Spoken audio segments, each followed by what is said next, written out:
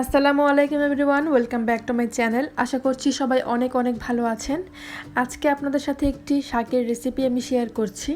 শাকের রেসিপি শুনতে হয়তো বা একটু অন্যরকম লাগতে পারে, কিন্তু এটা খুবই হেলদি। বিশেষ করে যারা কেটো ডায়েট করছেন তারা এই রেসিপিটা ট্রাই করতে পারেন। এটা খুবই হেলদি এবং খুবই স্বাস্থ্যকর একটি খাবার, আর খেতেও মোটামুটি ভালোই, এতটা খারাপও না। তো আমি আজকে স্যুপটি কিভাবে বানিয়েছি সেটাই আপনাদের সঙ্গে শেয়ার করব। আশা করছি আপনাদের কাছে ভালো লাগবে। যদি ভালো লাগে তাহলে আমার চ্যানেলটি সাবস্ক্রাইব করতে ভুলবেন না, সেই সাথে একটি লাইক দিয়ে দিতে পারেন আর কমেন্ট করে আপনার মূল্যবান মতামত আমাকে জানাতে পারেন।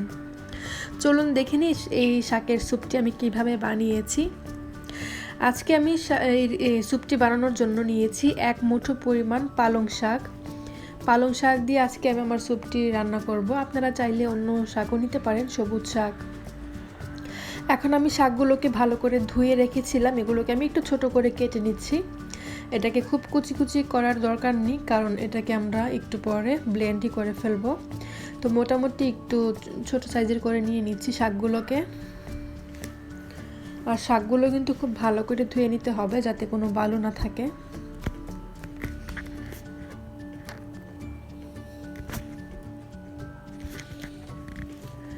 আমার শাকগুলো কেটে নেওয়া হয়ে গেছে। এখন আমি চুলায় একটা প্যান বসিয়ে দিয়েছি। এই প্যানটার মধ্যে আমি দিয়ে দিচ্ছি সামান্য পরিমাণ বাটার, 1 চা চামচ পরিমাণ। আর আমি পেঁয়াজ আর রসুন কুচি করে কেটে রেখেছি, 2 কোয়া রসুন আর ছোট্ট অল্প একটু পেঁয়াজ। এগুলো এখন আমি বাটারের সাথে একটু ভেজে নিব। এগুলোকে একটু সময় নিয়ে ভাজতে হবে, খুব সুন্দর একটা ভাজা ঘ্রাণ বের না হওয়া পর্যন্ত। আমি এখন বাটারের মধ্যে রসুন আর পেঁয়াজগুলোকে একটু ভেজে নেব।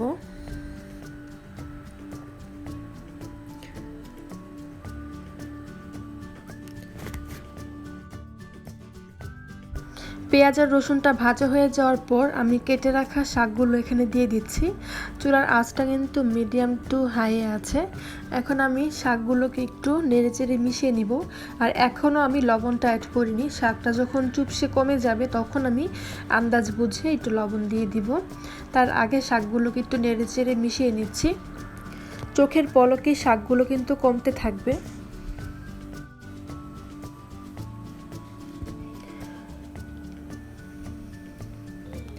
তো শাকগুলো কিন্তু মোটামুটি কমে যাচ্ছে, এটা আপনারা হয়তো বা দেখে বুঝতে পারছেন। তো আরও একটু সময় অপেক্ষা করব, শাকের রঙটা একটু চেঞ্জ হয়ে যাবে। আর এখন আমি একটু লবণ দিয়ে দিয়েছি আমার আন্দাজ মতো, এতে করে আরও তাড়াতাড়ি শাকটা যেটুকু চুপসে যাবে। এখন আমি শাকটাকে কড়াই থেকে একটা কাপের মধ্যে নিয়েছি ব্লেন্ড করার জন্য। শাকটাকে আমি গরম অবস্থায় ব্লেন্ড করে নিচ্ছি, আর আপনারা চাইলে একটু ঠান্ডা করেও ব্লেন্ড করতে পারেন। তো আমার শাকটা মোটামুটি গরম আছে, আমি একটা হ্যান্ড ব্লেন্ডারের সাহায্যে ব্লেন্ড করে নিয়েছি। এটা খুব ঠিক একটা পেস্ট হয়েছে, ঘন, তাই আমি একটু পানি দিয়ে দিচ্ছি এটার মধ্যে। এমনিতেও আমাদেরকে পানি অ্যাড করতে হবে।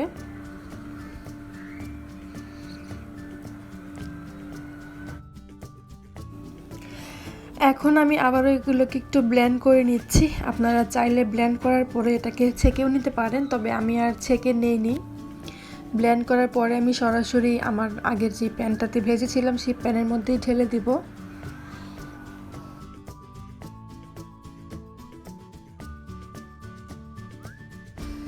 আমার ব্লেন্ড করা হয়ে গেছে। এখন আমি প্যানটার মধ্যে ব্লেন্ড করা শাকগুলো দিয়ে দিচ্ছি। তো শাকটা দেওয়ার পরে আরও কিছুটা পরিমাণ পানি দিয়েছি, আর ঘনত্বটা বুঝে পানি দিতে হবে, কতটুকু ঘনত্ব রাখতে চান আপনি স্যুপটা। তো আমি বেশ কিছু পরিমাণ পানি দিয়েছি, কারণ এটাকে কয়েকটা বলক আনতে হবে, আর তাতে অনেকটা পানি টেনে যাবে।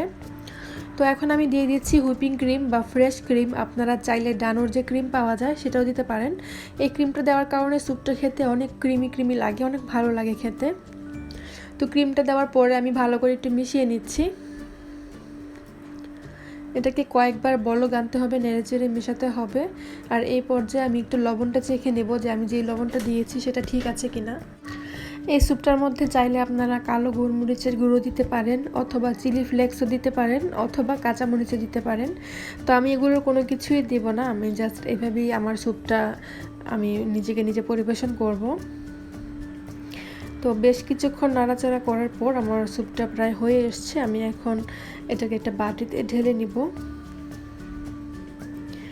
তো এই স্যুপটা গরম গরম অবস্থায় ফু দিয়ে দিয়ে খেতে কিন্তু বেশ ভালো লাগে। বিশেষ করে শীতের বিকেলবেলা কিন্তু কোনো কিছু খেতে ইচ্ছে করলে এরকম যারা ডায়েট করছেন তারা এরকম একটা স্যুপ বানিয়ে খেতে পারেন। আশা করি আপনাদের কাছে ভালো লাগবে। আর পরিবেশনের জন্য বা দেখতে সুন্দর লাগার জন্য আমি একটু ক্রিম দিয়ে এটাকে একটু ডেকোরেশন করে দিচ্ছি। এটা অপশনাল, এটা না দিলেও হয়, এটা দিলে দেখতে একটু সুন্দর লাগে।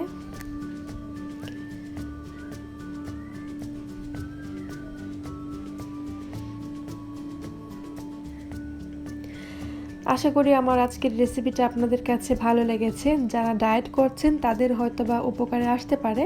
যদি একটু উপকারে আসে তাহলে প্লিজ কমেন্ট করে জানাতে ভুলবেন না, আর সেই সাথে আমার চ্যানেলটিকে সাবস্ক্রাইব করতেও ভুলবেন না। আজকের মতো এই পর্যন্তই। আল্লাহ হাফেজ।